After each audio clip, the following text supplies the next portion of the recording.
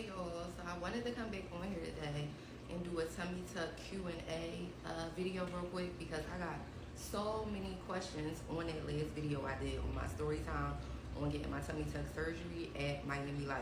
I did not expect that video to get over 70,000 views, and I don't even know how many comments I got with different questions and different concerns based off that video that I posted. So I just wanted to come back on here real quick and just answer some of the questions that y'all gave me in that last video and a whole separate video, because I would have to be going on and talking forever to answer all them questions or respond back to the comments that was in the first video, all in that video. Like, it was just too many questions. I think I'm still not gonna be able to answer all of them, but I'm gonna try to just cover the main questions that was asked in that video. She called me, told me book a flight, oh. She so bad I won't think twice. She so bad, she so bad. Dirty on the message. So once again, shout out to y'all. Thank you for letting my little story time go part time viral.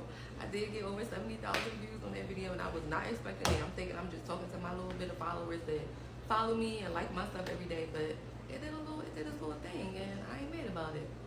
So I'm gonna just get straight into it. One of the questions I got a lot on my last video is, was Dr. Kaufman still able to do my surgery with the same test results that I got with Dr. Chavez? And yeah, that's how I ended up with him, because I guess, I don't know, he a little more confident and still working on people that might have nicotine in their system because he's board certified. She's not. She's a long-time plastic surgeon, but she's not board certified like him. So I'm assuming maybe that's one of the reasons why he didn't mind still doing the operation, because yeah, that's why they sent me to him in the first place, because he didn't care about the nicotine. I still went to him and still tested positive again for the nicotine in my system from the vapes that I explained in a previous story from my husband, even though I don't smoke at all. So they sent me over to him because I kept getting rescheduled and went through so many different changes with her and not being able to get the surgery done. So yes, Dr. Kaufman will still operate on you with nicotine in your system. He does still test you for it, but it doesn't stop him from doing the surgery on you. He will still doing it. He will still do it. Also, I got, being as though I flew back home with the drain in me, a lot of people was asking, where did you go to get your drain took out? And when I got back home, I just went to the emergency room and told them, you know, I had my drain in for over a week. I don't want to get no infections or nothing. And yeah, I want this thing out of me. And I was draining way less than I was before, so I felt like it should be okay for me to get my drain out now. So yeah, I just went to the emergency room. I do hear stories of girls saying they have a hard time getting people to take it out because a lot of people don't want to deal with some work or, you know, surgeries that they didn't operate on. But luckily, the emergency room I went to, they did not have a problem with seeing me, testing me for infection before they took my drain out, and they just sent one of the surgeons from upstairs in the OR to come down and take the drain out of me with no problems. And they did it so fast. I was scared to death, but it was fast. It didn't hurt. Yeah, so if y'all fly back home with y'all drain still in, try to go to your nearest emergency room and just explain to them what the situation is. You got surgery all the way in another state. If you did have to fly from somewhere and you just need somebody to come check you out and take it out if they can. So yes, I flew back home and then got my drain took out here in the city. The next question was, how was my pain level?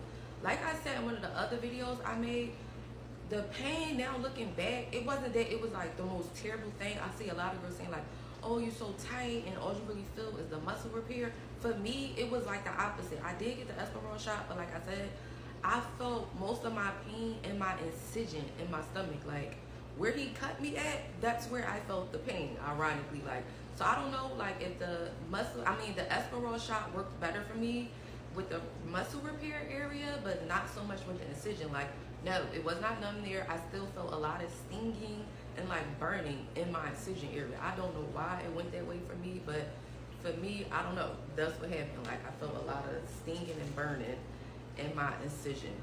And the next question was, people keep saying, why didn't you want drains? I'm just a punk. I was scared, and I watched a lot of YouTube videos of girls complaining about that's where a lot of their pain came from after they got surgery. It was with them drains still stuck in their body once they got back home, and it was just still super uncomfortable. And I was just being such a punk and a wussy, and I didn't want to deal with that. Like, if it was a good doctor, like I said, that can do me without drains, girl, yes, sew me up, suck me up, get me right, and let me just heal regular with the little dissolvable stitches that go in the side of you and in the middle of you, and that's it, and let me go home. But like I said, everything happens for a reason. No, I did not want no drain, but I did end up with the one drain by Dr. Kaufman, and it worked out because I was able to come home and get that thing right out in a week once I got here. Also, the next question was, how long did you stay after surgery? So I was initially supposed to be there for a week, but it ended up closer to 2 weeks, as I stated previously, because of all the issues I had in my previous story time about, because my surgery kept getting pushed back. But once I did get surgery with Dr. Kaufman, I was there for, I flew back home on the 5th day. So yeah, I flew home on day 5.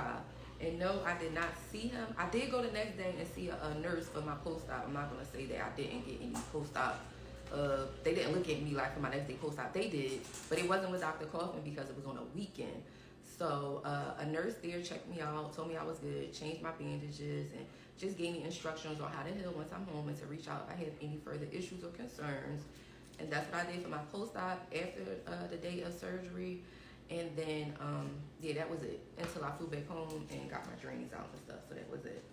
And somebody else asked how much did I weigh and what's my height before surgery. So I never really fluctuate. I only fluctuate between like 155 and 159. That's like my normal weight. So I know I was somewhere in between that. I think I was like 157 when I got weighed, and I'm 5'6". So anybody that want to see my before, what I look like before, you can just check on my page, because I did post a video of what my stomach looked like before my surgery. Like I said, my issue was I got a BBL a while ago, and I had all this loose skin. It's not that I was this real overweight girl and I just had this giant stomach. No, it was just the loose skin that was the issue for me that I wanted to get took off in the next surgery. So that's why I went back and got the tummy tuck, just for the extra loose skin that was at the bottom of my stomach. And I wanted to feel cute in a little top and a little crop top or whatever, like, because that's the type of clothes I like to wear, and I just never was comfortable with that extra loose skin sitting at the bottom of my stomach, being as though I got that surgery and was stuck with all that loose skin from the lipo last time. Somebody else said, what did they give you for the pain? So they gave me 5 milligrams of Percocets, I think Tylenol, and some nausea medicine. I used the Percocets maybe for the first 3 days because it was helping me sleep to get through that pain I was feeling in my incision.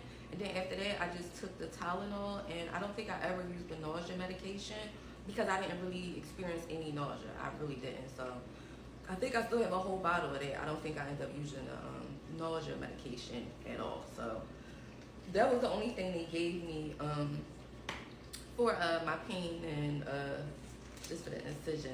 So what I do want to do is I'm going to come back and make one more video, because I know a lot of girls keep asking about my incision. Y'all want to see what my incision look like. So I'm going to make just one more video showing y'all exactly what my stomach look like. Like I said, I wanted to wait a little while because I'm only 5 weeks post-op. I'm not still super comfortable with showing it yet, but so many people is asking me that. Listen, I gotta show the girls what Dr. Kaufman did. And he definitely did his one. Like I said, my scar is really thin, and I want to show y'all, I'm gonna make one more video showing y'all what I've been using to put on my scar. It's healing so good. He did such a good job of making my scar super thin. It's not no thick, nasty scar. I feel like I'm healing good. And I'm just waiting on this belly button to close up a little bit more. But yeah, those was the main questions I got the most on my latest video. So I just want to do a little tummy tuck Q&A to answer some more of y'all questions real quick that y'all gave me in the comments in another video.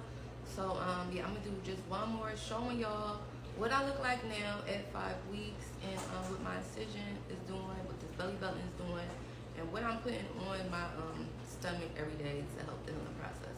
But if y'all have any more questions or concerns, like I said last time, hit me up, girls, comment below. Y'all can go to my Instagram at Philly Pretty Girl, DM me on there, whatever. Just hit me up, let me know. But